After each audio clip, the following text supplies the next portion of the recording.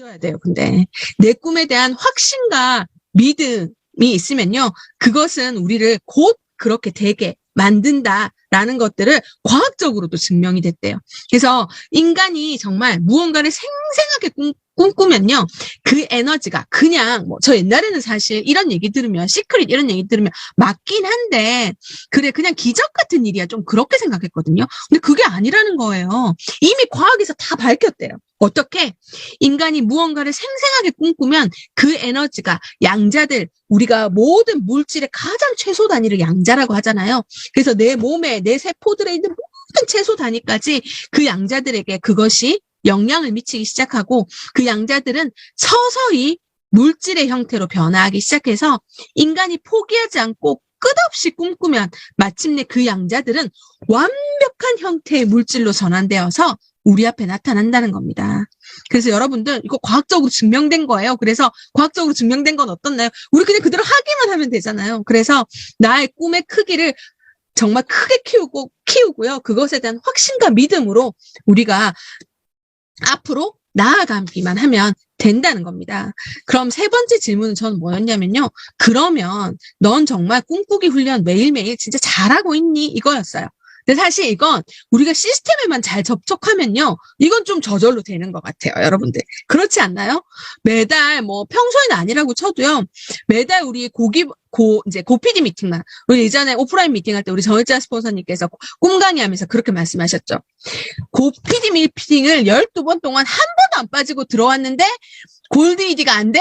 나 찾아와. 이렇게 말씀하셨는데 기억나세요, 스폰서님? 네.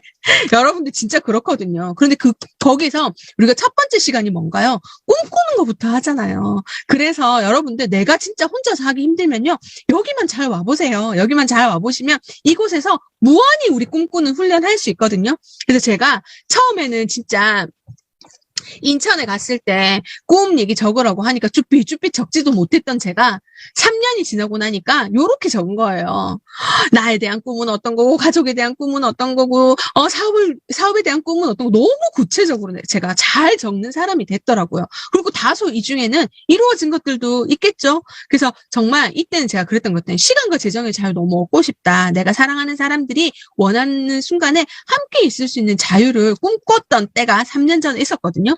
그렇게 이제 지나오면서 제가 작년 같은 경우에는 이런 것도 했어요. 꿈보드도 만들어 봤었거든요. 그래서 꿈보드를 만들어서 어떻게 제 안방에 들어가는 데다 딱 붙여놓고요. 지금도 매일 한 번씩 보면서 내가 여기서 몇 개나 이루었지를 보고 있는데 제법 이루어졌더라고요. 물론 그게 좋은 방향이든 안 좋은 방향이든 제가 무섭다라고 생각한 게요, 이게 이루어지더라니까요, 여러분.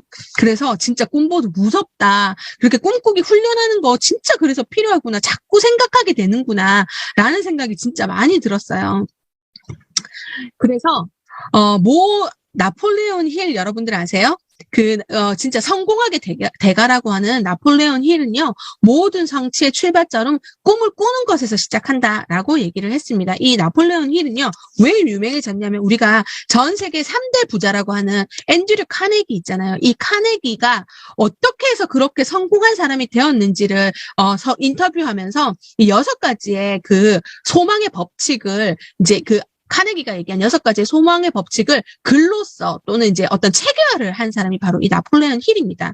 그래서 그 나폴레온 힐이 정말 모든 성취의 출발은 꿈부터 꾸라고 했는데요. 우리는 이 꿈을 또 어떻게 꿔야 되냐면요, 훈련을 통해서 크고 단단하게 꿔야 됩니다. 왜?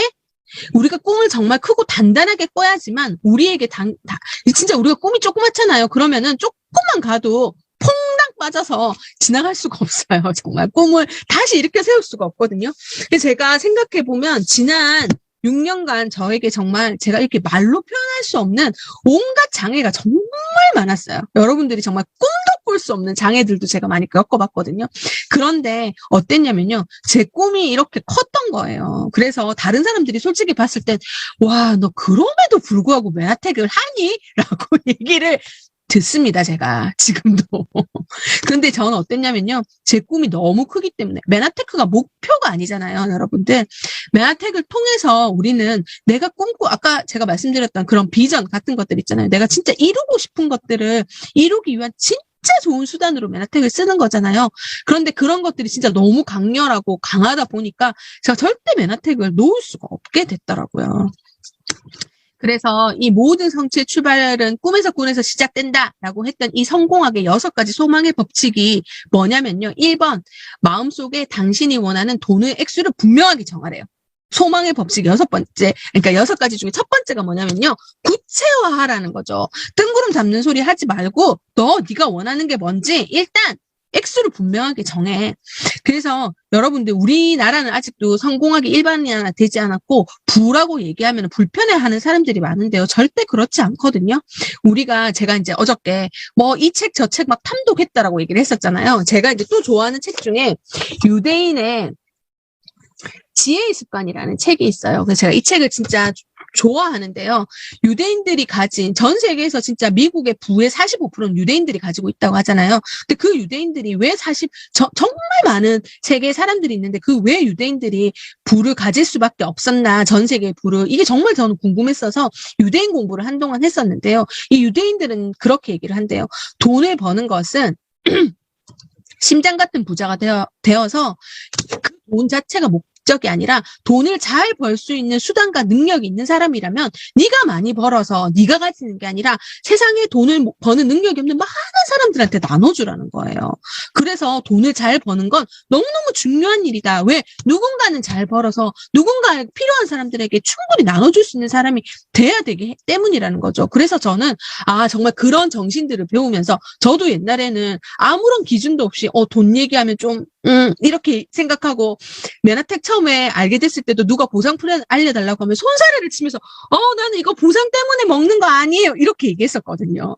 그게 아니라는 거죠. 진짜 시간이 지나 보면요. 내가 제대로 알아야 내 파트너들, 나 때문에 아는 사람들이 진짜 이 맨하택을 제대로 즐기면서 보상받으면서 맨하택을 알 수 있거든요. 근데 내가 모르면 내 이하는 다 모르는 거예요, 정말. 근데 제가 그걸 알겠더라고요. 그래서 우리 그러면 어떻게 해야 되냐. 내가 진짜 이 맨하택이란 좋은 수단을 통해서 어떤 돈을 벌고 싶은지 구체적으로 정해라. 어떻게 매월 들어오는 돈이 얼마면 좋겠다. 내가 매월 3천만 원을 벌면 좋겠다. 이렇게 분명히 정하라는 거죠. 그리고 내가 원하는 돈을 받는 대가로 무엇을 지불할 건지 반드시 결정을 하라고 얘기합니다. 그래서 제가 5번째 질문이 대가 지불이라서 이건 그때 같이 얘기를 좀 하고요. 그리고 이 당신이 원하는 돈을 언제까지 얻고 싶은지 반드시 어떻게? 날짜를 정해라. 그리고 당신의 소망을 이루기 위한 구체적인 계획을 세워라. 그 다음에 여기 중요한 말이 있죠. 아직 준비가 되어 있지 않다고 해도 어떻게?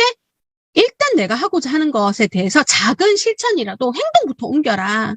그리고 내가 얻기 위한 이 구체적인 돈, 액수, 날짜, 대가, 이 모든 것들을 어떻게? 종이에 아주 자세히 적고요. 그 다음에 어떻게 한다? 이것을 매일 아침, 저녁 큰 소리로 읽어라. 그리고 마치 이것이 실현된 것처럼 생각하고 믿으라. 라고. 정말 이 성공에 대한 것들은 정말 진짜 다 똑같은 것 같아요. 이 6가지만 우리가 진짜 잘한다고 해도 반드시 우리는 성공할 거라고 생각이 되거든요.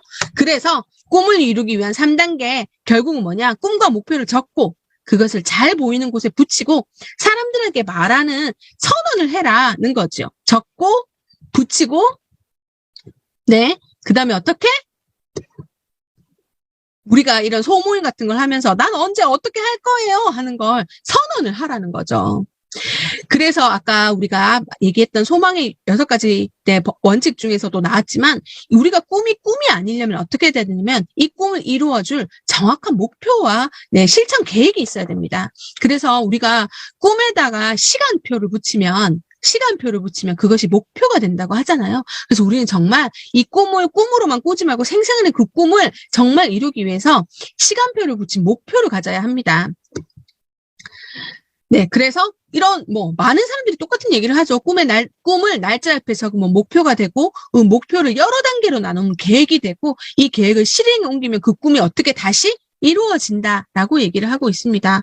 근데 왜 목표가 중요할까요? 여러분들 우리가 큰 집을 하나 짓는다고 생각을 했을 때 어떻나요? 설계도도 없이 집을 지으면 우리 어떻게 될까요? 집이 엉망진창이 되고 내가 처음에 생각했던 집과 전혀 다른 모습의 집으로 완성될 수 있잖아요.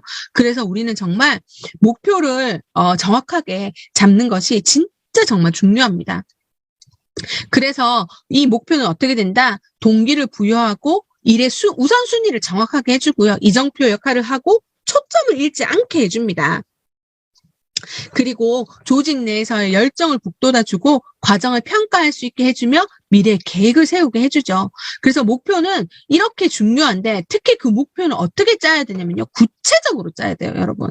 자, 우리에게 사다리가 있는데 왼쪽 사다리를 보면 어떤 생각이 드시나요? 올라갈 만하다. 차근차근 올라가면 되겠다. 이렇게 생각하는데 오른쪽 사다리는요.